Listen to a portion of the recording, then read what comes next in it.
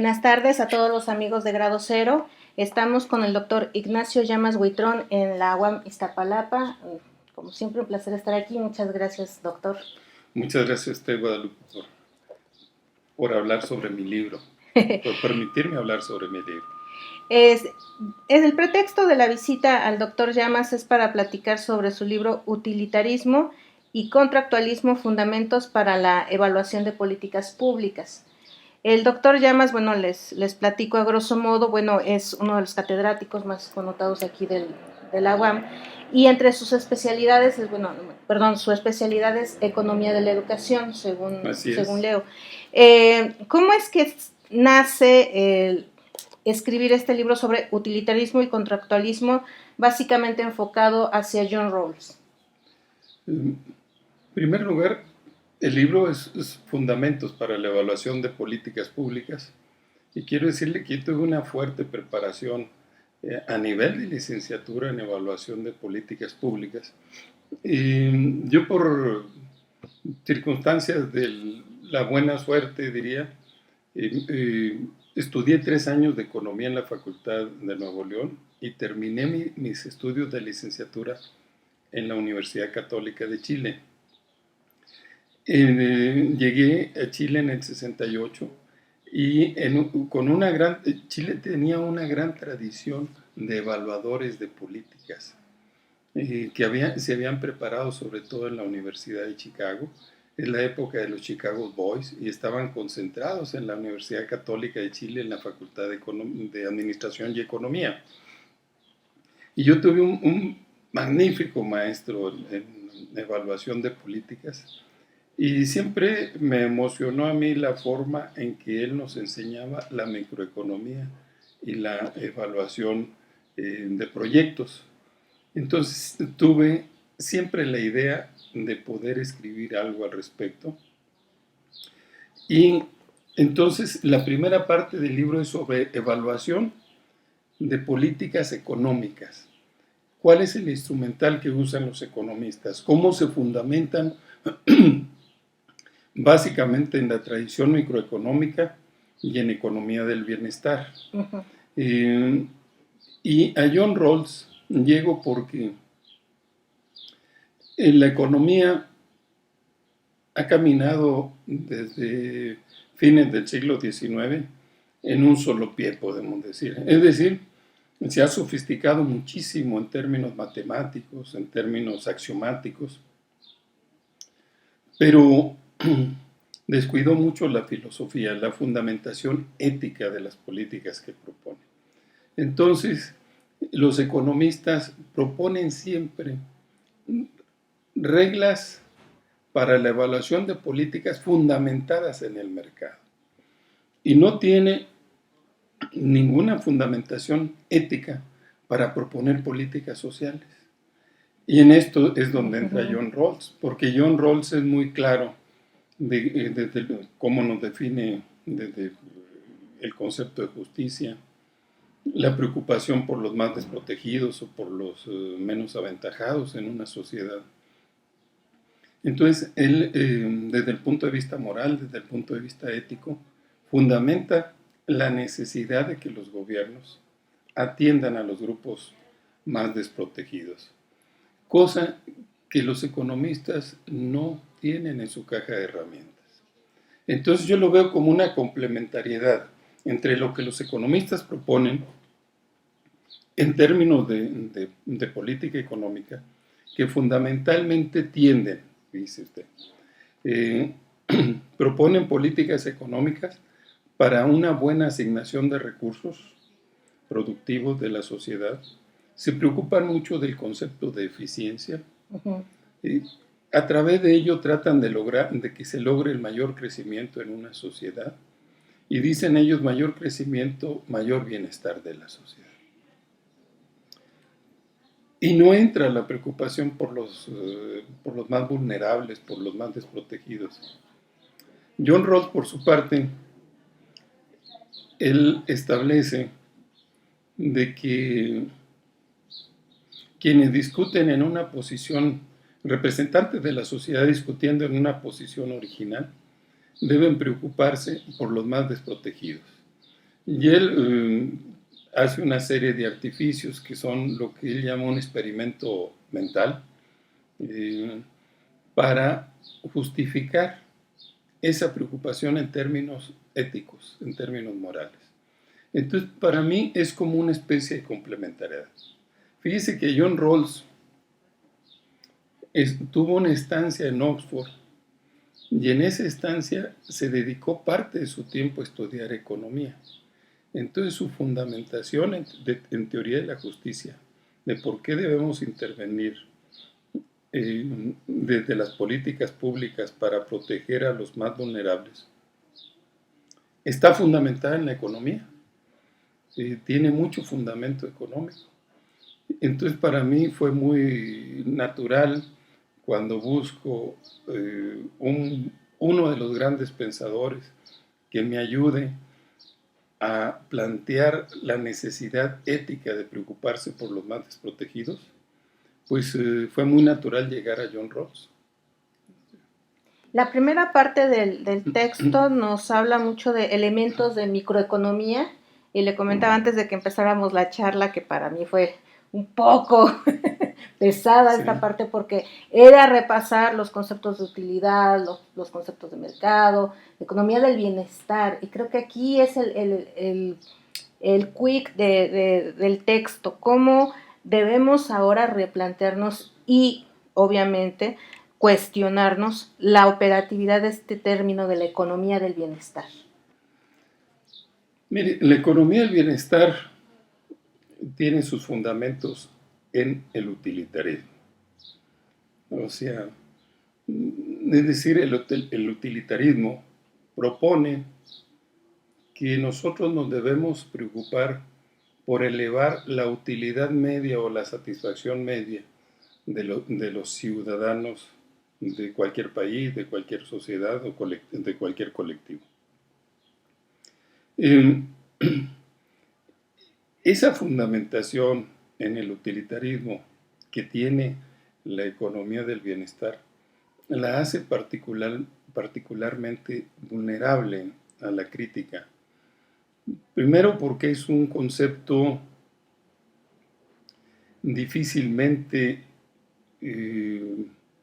comprensible que pueda ser la base para el establecimiento de políticas económicas.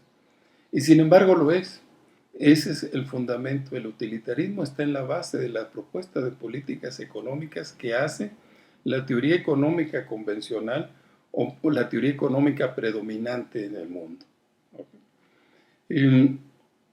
Entonces, economía del bienestar, como la definen los economistas convencionales, tiene una mira muy estrecha.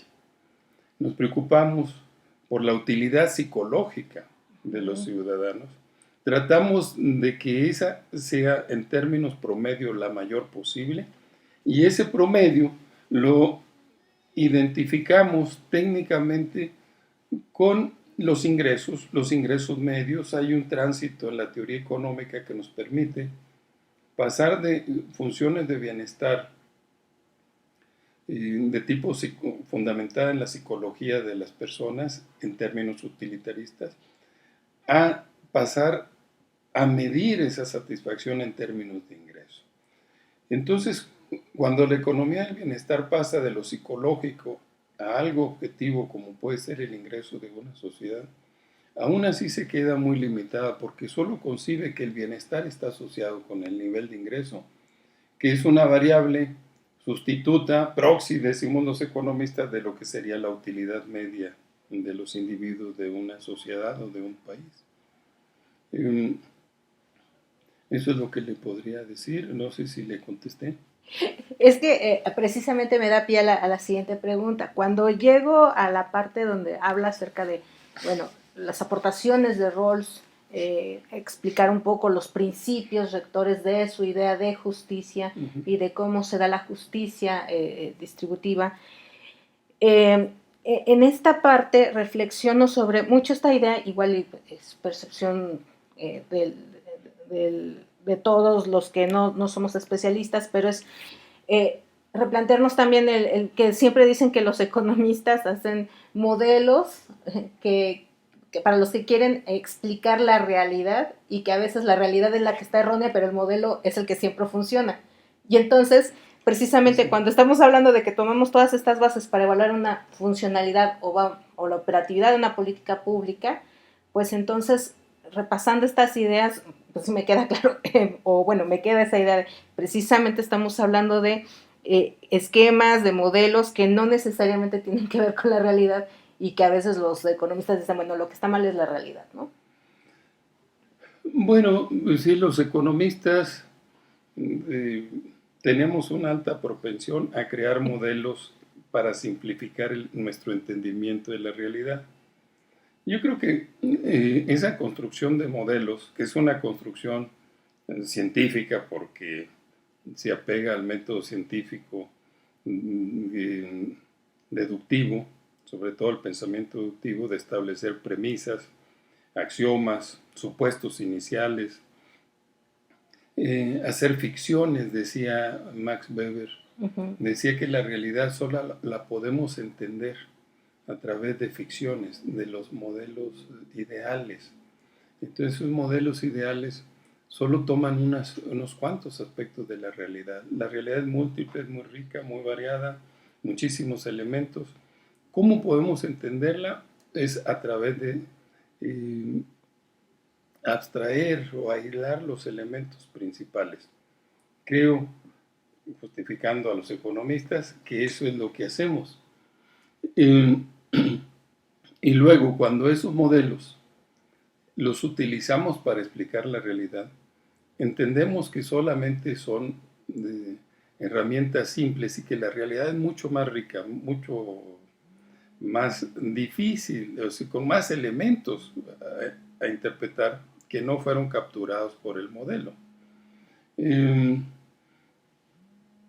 La teoría económica es prácticamente un laboratorio para el aprendizaje de la lógica económica.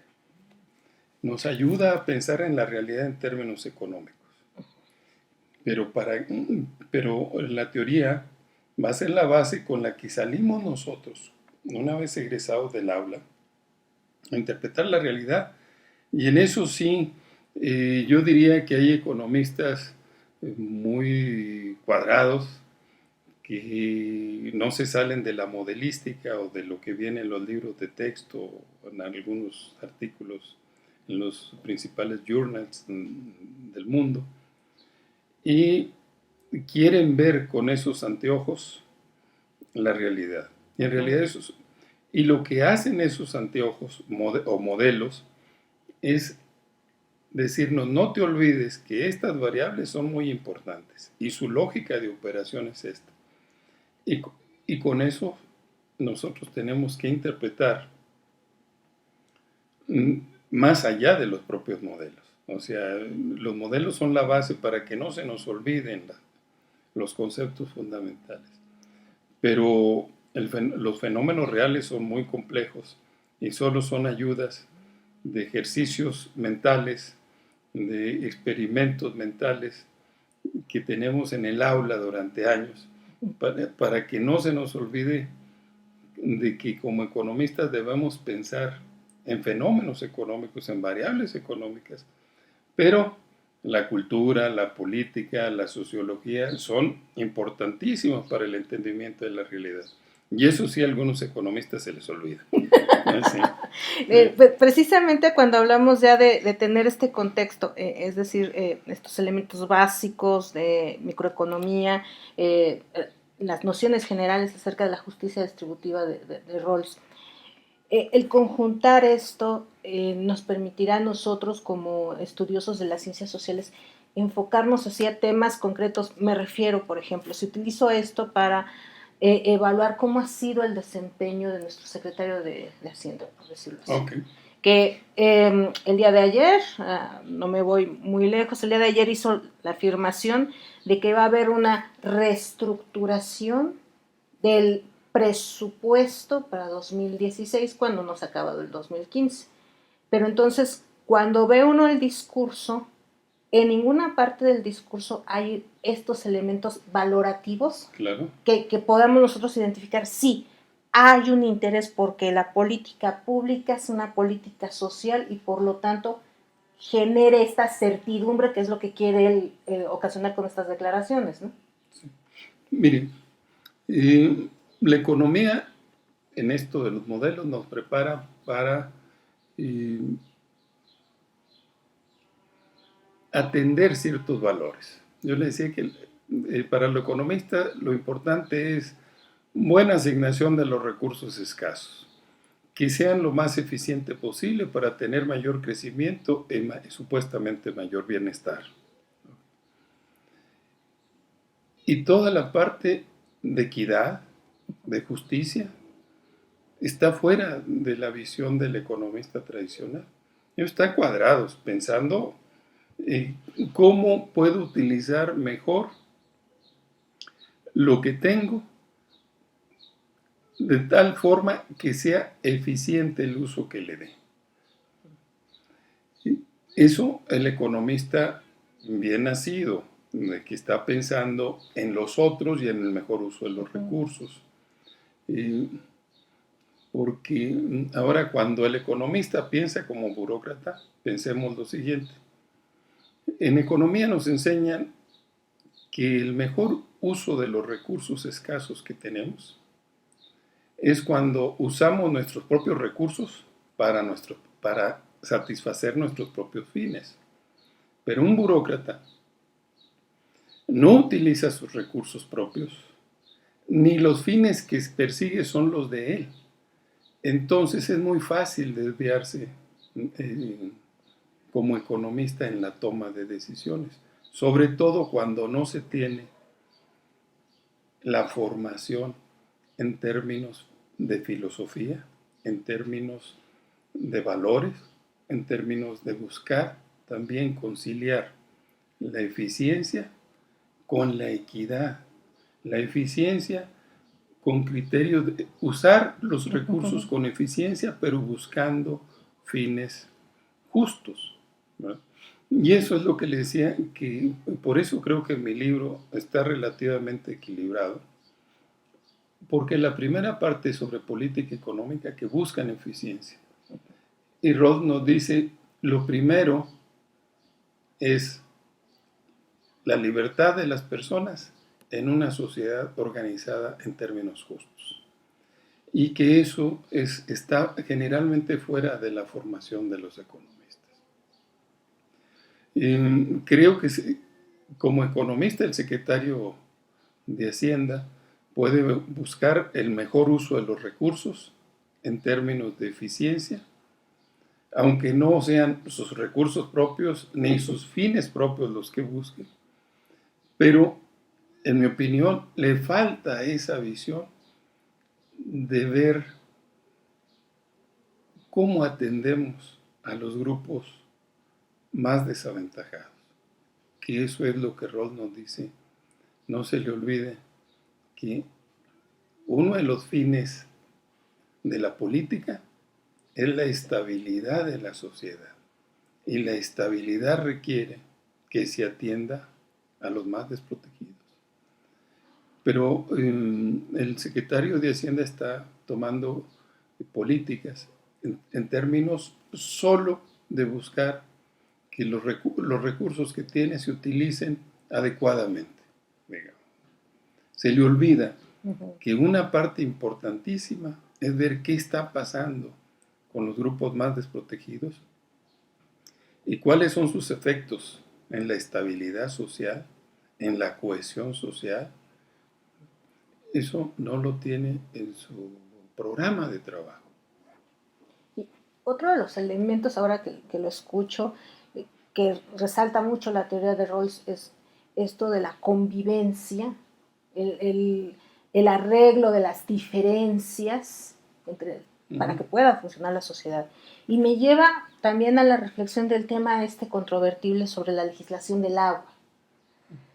Y por aquí tenía yo una cita muy interesante que rescaté a la parte del comentario que le hice hace unos minutos, cuando habla del agua, que el agua tiene una gran utilidad total y es muy valiosa para los hogares, pero su utilidad marginal es baja, la cual se refleja en el precio de que los individuos están dispuestos a pagar por ella. Sí. Y automáticamente esta cita me lleva al conflicto que tenemos ahora en México sobre la legislación y sobre todo lo que gira en torno al tema del agua, cuando en Europa lo que ahora la tendencia es el consenso de las comunidades para que sean las propias comunidades las que regulen el uso del agua y no precisamente lo que estamos haciendo nosotros, ¿no? O sea, un poco yéndose a la teoría de Rawls. Sí. Mire, en realidad, bueno, Roth en ninguna parte señala específicamente el agua, No, bueno. pero sí puedo decirle, sí, que ese pensamiento que viene allí es como lo planteó el padre fundador de la economía, Adam Smith. Y era curioso porque en su época, pues con una población muy menor a la que actualmente tiene el mundo, decía, el agua es muy abundante y por eso tiene poco valor. Y los bienes económicos son los bienes escasos para los economistas. Entonces, si es muy abundante, tiene poco valor. Sí, pero uno de los grandes problemas que tenemos actualmente es el uso del agua, su distribución, su aprovechamiento. Y lo vemos en todas las esferas de la vida. Hace poco en San Bartolo Ameyalco, aquí en la delegación Álvaro Obregón, hubo un problema justamente por la disputa del agua. Y todos queremos tener ese bien llamado agua en las cantidades adecuadas y de la calidad adecuada, pero es un bien escaso en esos términos, en términos de cantidad y de calidad. Y es un bien que todo mundo está dispuesto a movilizarse por él, a defenderlo. En el caso de San Bartolo Ameyalco fue por el agua de un manantial, tengo entendido, que tradicionalmente es del pueblo, que en ese pueblo había habitantes antes de la colonia, que allí podían subsistir por esa agua. Es de una calidad excepcional, tengo entendido. Y resulta de que en un tiempo se le quisieron dar a Santa Fe. Y resulta que no se pudo, pero actualmente en la delegación de Álvaro Obregón estaba armada en traspasarla a otro tipo de vecinos que no son los habitantes de esa comunidad. O sea, nuevamente, ¿cuál es el lenguaje de los políticos? El lenguaje del político es que él le interesa la legitimidad como político y los votos. A los economistas lo que nos interesa es el uso que se dé, y cuando pensamos en términos de justicia, que el uso que se le dé sea eficiente, y cuando pensamos en términos de justicia, que además no se descuide la atención a los menos protegidos. Y en el agua, ese es uno, no se atiende a este último imperativo de vigilar por los menos protegidos. Usted lo puede ver desde el proyecto Monterrey 6, que si quieren llevar el agua del Pánuco, pero es para utilizarla en el fracking, cuando saquen el gas shale. Entonces, debemos, sobre todo, no solo en el agua, sino en todos los bienes básicos de alimentación, de salud, de educación, de vivienda, de seguridad social, no olvidarnos de los más desprotegidos. No solo es el agua donde en una sociedad como la nuestra, si no está plenamente establecido la atención que se le dé a los más desprotegidos, van siempre a la cola, al final. Con el agua con la alimentación, con la vivienda, con cualquier tipo de bienes. Entonces yo diría, resaltemos el problema del agua y otros bienes medioambientales. Pero la idea de la justicia en la toma de decisiones de política social es atender integralmente a los más desprotegidos, para aumentar sus expectativas, para que sean ciudadanos plenamente participantes en la sociedad, o sea, con capacidad de elegir realmente a quienes los van a representar en las diversas instancias de la esfera política, como también ser elegido para ello. Y, perdón por comentar asuntos coyunturales, pero precisamente esta parte de hablar de los más desprotegidos. Tenemos el asunto de los jornaleros en San Quintín, Baja California, y yo me remito a lo que usted maneja aquí en su texto de Fundamentos para la Evaluación de Políticas Públicas, cuando hablamos de salarios, de ingreso, de satisfactores, de mano de obra, y vemos que dentro del esquema de política pública laboral, los jornaleros son el último eslabón, y como dentro del Secretaría de Trabajo y todos estos organismos del gobierno federal, pues simplemente son algo más. Y la conciencia, eso fue lo que a mí me gustó, la reacción de los propios jornaleros en solidaridad con los tarahumaras fue: vamos a protestar y nosotros también vamos a exponer nuestro problema. Nosotros nos estamos uniendo en este consenso de buscar la justicia o lo justo, precisamente porque la política pública es la que ya no está funcionando. Sí, mire, aquí sí me gustaría hacer la división siguiente, y que es una división que me voy a basar en John Rawls. Hay reglas del mercado que pueden funcionar. Las reglas del mercado nos resultan muy desagradables cuando las dejamos operar, porque distribuyen premios y castigo a ciegas. Los economistas dicen el mercado es impersonal. Uh-huh. Allí vale tanto uno según lo que lleve al mercado, la capacidad de compra que tiene. Es impersonal. El mercado no se fija, el que vende puede ser desde un automóvil, una casa, hasta un taco. No le interesa quién es el que viene a comprarle, le interesa que le pague. En ese sentido es impersonal, pero no es imparcial. Vale más el que más tiene, ¿okay? En el sentido de que influye más la forma en que se hacen las cosas en una sociedad. Entonces, imparcialidad no es lo mismo que impersonalidad.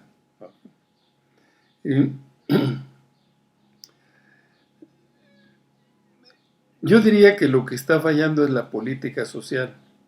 Los mercados en nuestras sociedades tienen su función, y siempre cuando uno oye opiniones de gente en los periódicos, en la radio, etc., tiende uno a ver como opuestos el mercado y el Estado.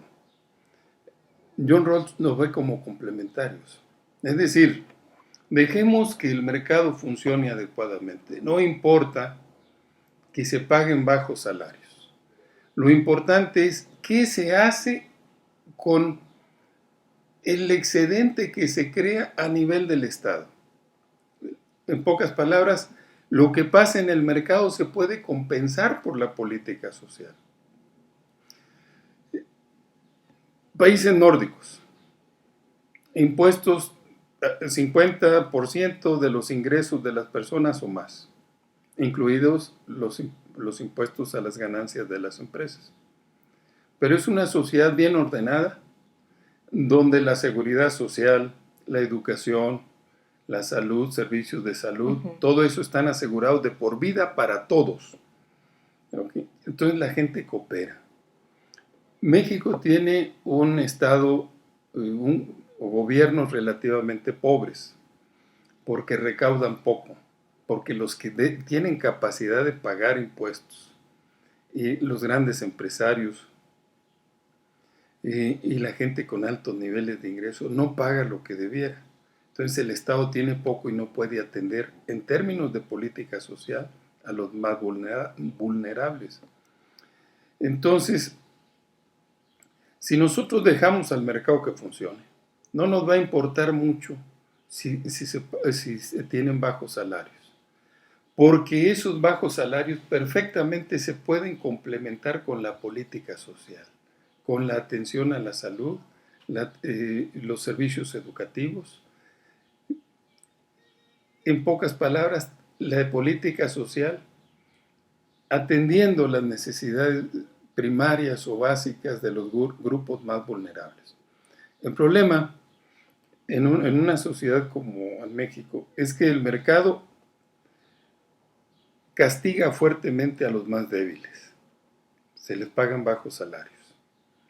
El Estado ha hecho hacer y deshacer a quien más tiene. No pagan lo que deben como impuestos. Entonces no tiene recursos, suponiendo que los va a utilizar adecuadamente, de que no se van a desviar los recursos en su uso.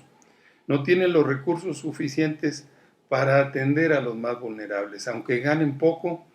Una sociedad bien organizada y donde cada uno coopere pagando los impuestos que debe, podría no importarnos el que tengan bajos salarios, porque sabemos que a través de la política social se les va a compensar para que tengan los satisfactores más indispensables y suficientes, ¿okay?, en términos de salud, de educación, no solo para los actuales, sino para las generaciones futuras. Entonces es un problema de desorganización social el que tenemos nosotros. Y en la desorganización social siempre ganan los más poderosos. Entonces por eso es terrible estar en una economía mixta como la nuestra, porque el Estado tiene buena intervención, donde se deja al mercado que atropella a los más vulnerables y no hay ninguna política social que recaude los recursos que necesita de los poderosos para compensar a aquellos que son maltratados por el mercado.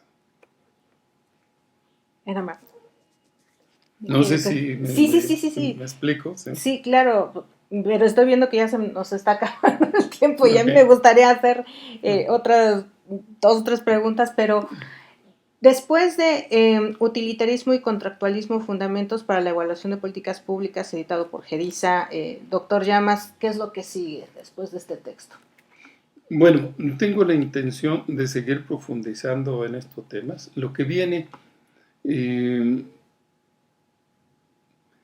estoy orientado, vamos a decir, por uno de los ensayos de Octavio Paz, porque él podría complementarse muy bien con el trabajo de Rawls, porque él habla del Estado justo. Dice, ¿qué tipo de Estado necesitamos nosotros? Un Estado justo. Y eso es lo que nos hace falta, un Estado justo. Hay explicaciones ingenuas de izquierda y de derecha. Por ejemplo, la de izquierda, el suponer que el Estado es solamente un agente de la clase social poderosa. Y por el lado de la derecha, el tratar de suponer que el Estado es un Estado que se preocupa por el bienestar de todos. Las dos son visiones ingenuas. Creo que necesitamos un Estado efectivamente que se puede lograr con una sociedad más participativa, donde se le exija primero que el respeto a la vida de cada uno de sus ciudadanos, que no se puedan desaparecer algunos ciudadanos, que sea receptor de la crítica y que proteja al crítico en lugar de atacarlo, que procure que se pague en términos justos, que el que más tiene más debe pagar, y luego tener en su agenda justamente la atención a los más desprotegidos. Voy a seguir trabajando por ahí. Por favor, tómenos en cuenta para una siguiente plática. Me parece claro que sí, muy interesante. Creo que esto fue parte de lo último que publicó en la revista Vuelta, si no mal recuerdo. Hay algún par de ensayos de Octavio Paz, creo que publicados ahí. Bueno, sí, sí. A eso me hizo recordar con esto último. Uh-huh. Muchísimas gracias, doctor.